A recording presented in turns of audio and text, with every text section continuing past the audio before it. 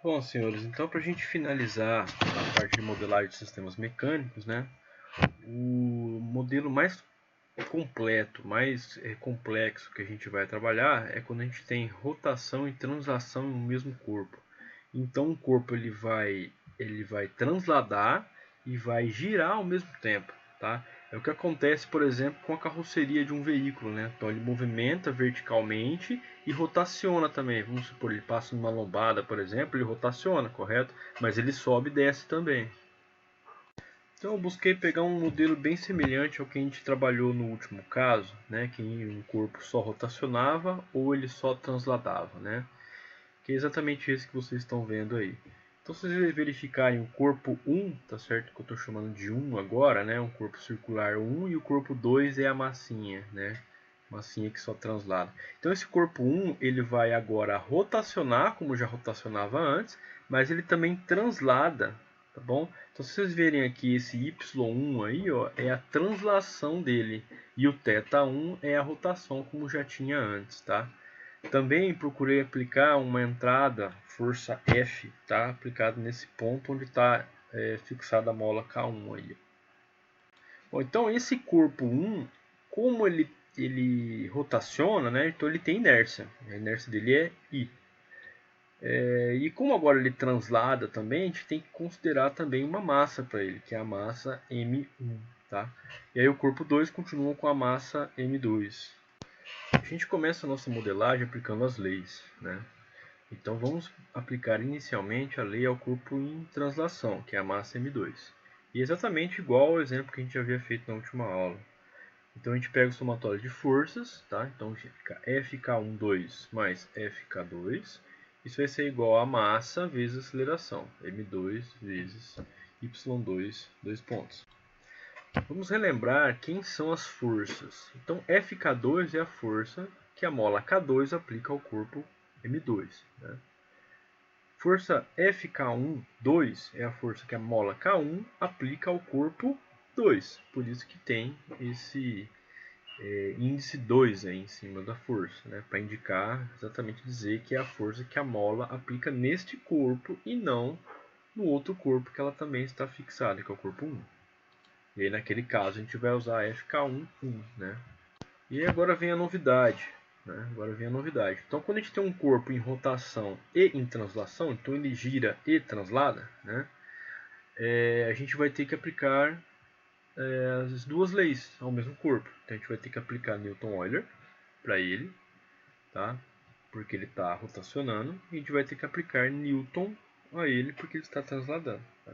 Então, se a gente analisar aqui ó, esse corpo, tá bom? A gente vai ver que existem três forças aplicadas a ele. Tá? Então, FK1, que é a força que a mola K1 aplica nesse corpo 1, e a força FB1, que é a força que o amortecedor aplica a ele. Né? E a força de entrada F. Tá? Também nós temos esse corpo aí, a rotação θ e a translação Y1. Então, começamos inicialmente com a lei de Newton-Euler.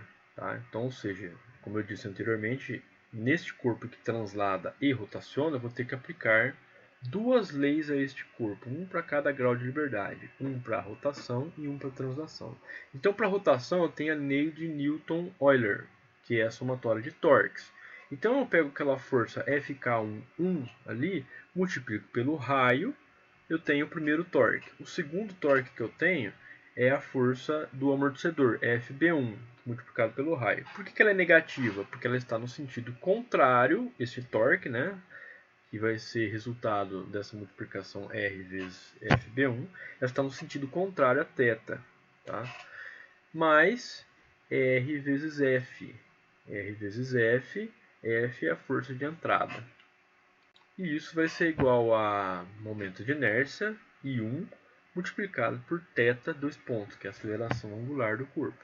A segunda lei que a gente vai aplicar nesse corpo é a lei de Newton, né, que é para corpos em translação. Então, a somatória de forças, FK1 mais FB1 mais F, que é a força de entrada, vai ser igual a massa do corpo 1 vezes a aceleração x1, dois pontos. Feito as leis, o próximo passo é trabalhar com as relações. Né? E nesse caso particular que eu tenho rotação e translação ao mesmo tempo, a gente precisa entender como é que funciona com aqueles pontos, né, com o deslocamento daqueles pontos que eu tenho elementos de translação fixados. E nesse meu modelo eu tenho dois pontos que eu vou trabalhar no corpo 1, onde eu tenho a fixação da mola K1 a este corpo e onde eu tenho a fixação do amortecedor B1 a este corpo, que eu chamei de Y11 ao lado esquerdo, onde está a mola K1, e ao lado direito eu chamei de Y12, que é onde está fixado o meu amortecedor B1. Pois bem, vai ser uma superposição de efeitos. Então, inicialmente eu tenho uma translação e depois eu tenho uma rotação. Vamos supor que eu tenha somente a translação, que está sendo representado nesse primeiro retângulo à esquerda. Se eu tivesse somente translação, o deslocamento desses dois pontos, à esquerda e à direita, seria exatamente y1, que é o deslocamento do próprio corpo, né? Isso se eu tivesse somente translação. Aí no retângulo do meio está representando a situação se eu tivesse somente rotação. Então, o deslocamento de cada ponto seria r vezes θ. E o que acontece no meu corpo? Na verdade, é translação e rotação. Então, eu somo esses dois. Vamos pegar então o caso, né, do deslocamento à esquerda, né, do ponto à esquerda, está fixada a mola K1, que eu chamei de Y11. Então o deslocamento desse cara aí, ele vai ser a soma dos dois. Estão vendo que os dois vetores estão para cima? Y1 e Rθ estão para cima, no mesmo sentido de Y1 que eu escolhi? Pois bem, neste caso eles vão somar. Então Y1 é igual a Y1 mais R vezes θ. E no caso do deslocamento Y2, que é onde está fixado o amortecedor B1, o Y1 está para cima, no caso de translação, e rotação Rθ está para baixo. Então, Y12 vai ser Y1 menos R vezes θ. Aí nas equações embaixo eu coloquei Y12 ponto, tá? Por quê? Porque eu estou trabalhando com um amortecedor nesse caso. Quem vai fixado neste ponto Y12 aí, ó, à direita, é um amortecedor. Então eu pego a derivada dele. Então Y12 ponto é igual a Y1 ponto menos R vezes θ ponto. Estabelecidas as variáveis auxiliares, né, que é exatamente os deslocamentos dos pontos que eu tenho elementos de translação fixados em corpos de rotação, que aqui eu chamei de y1 e y12, eu consigo escrever as minhas relações. Então, inicialmente, aí eu tenho a força que a mola K1 aplica no corpo 1, FK1, 1. Que, relembrando como é que funciona a nossa metodologia, ela vai ser menos a constante da mola, menos K1, que multiplica o deslocamento no ponto que ela está sendo aplicada essa força, então aqui eu chamei de y11, menos o deslocamento do ponto oposto. Então fica FK1 é igual a menos K1, que multiplica y11 menos y2. De acordo com a metodologia que a gente usa, eu gosto muito de relembrar isso sempre. O primeiro deslocamento que aparece na minha fórmula é sempre o deslocamento do ponto que essa força está sendo aplicada. Então, se ela está sendo aplicada no corpo 1, né, nada mais justo que a gente utilizar esse deslocamento y11 como primeiro. Já na força FK12 é a força que a mola K2 aplica no ponto 2, né, no corpo 2. Então fica igual a menos K1, que multiplica Y2, que é o deslocamento do corpo 2, menos o deslocamento do ponto oposto dessa mola, que é Y1. Daí a gente segue com a força do amortecedor B1. Então FB1 é igual a menos B1, Y1, 2, ponto. Depois a gente tem a força da mola K2, né? FK2 é igual a menos K2, que multiplica Y2.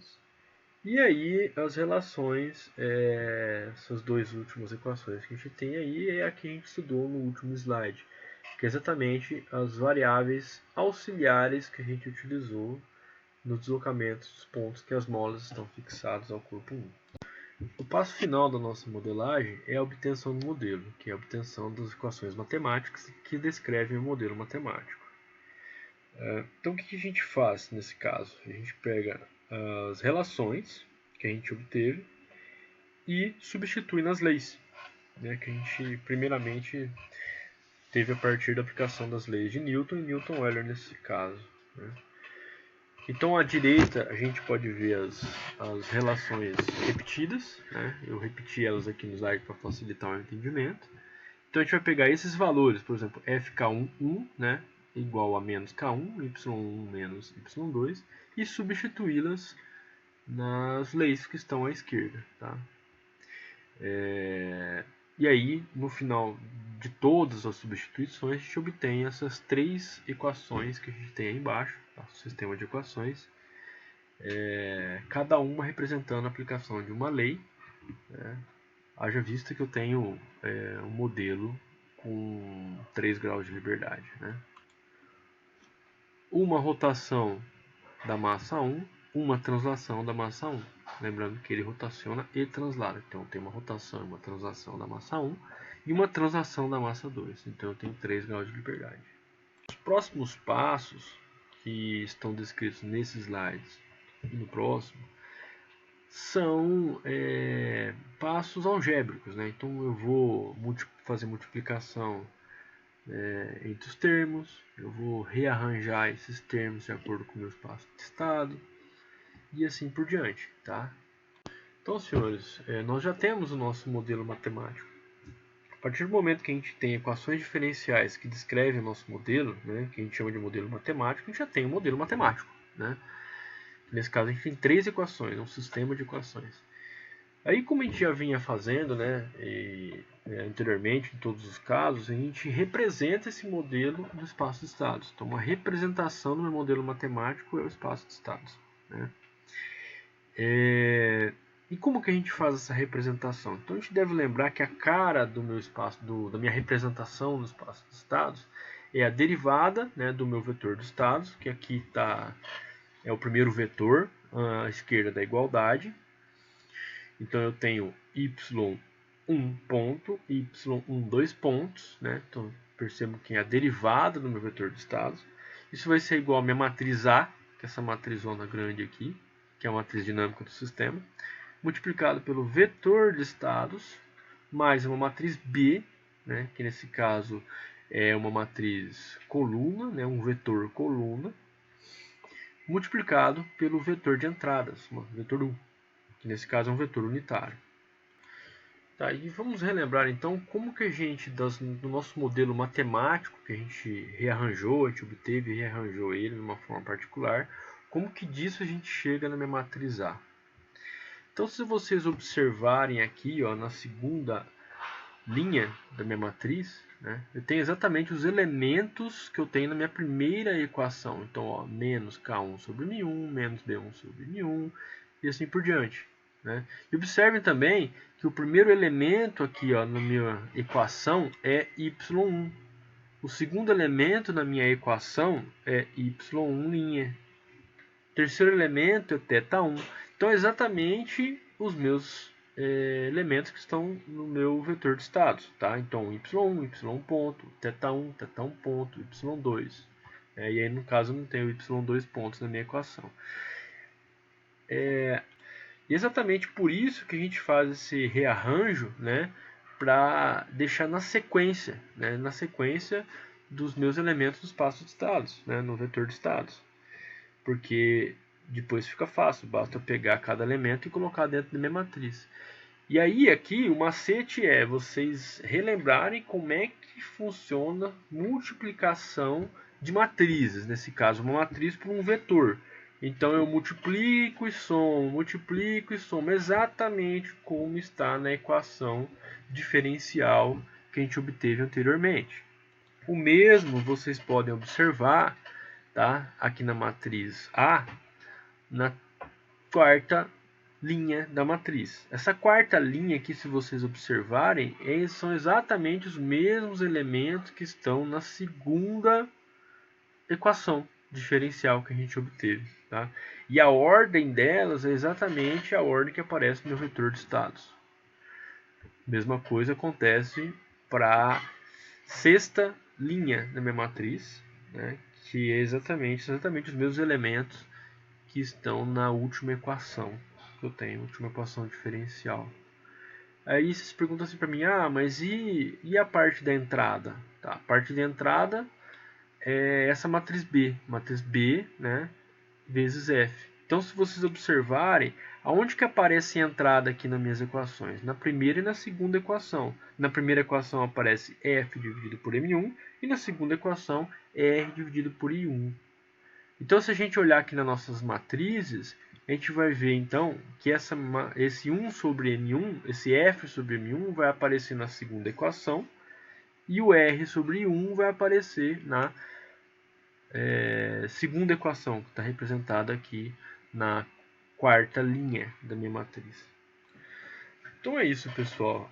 A minha sugestão aqui agora, né, é que vocês voltem ao primeiro slide, né, que eu mostro o problema, e tentem chegar nessa matriz aqui. Tentem chegar nessa matriz, tá?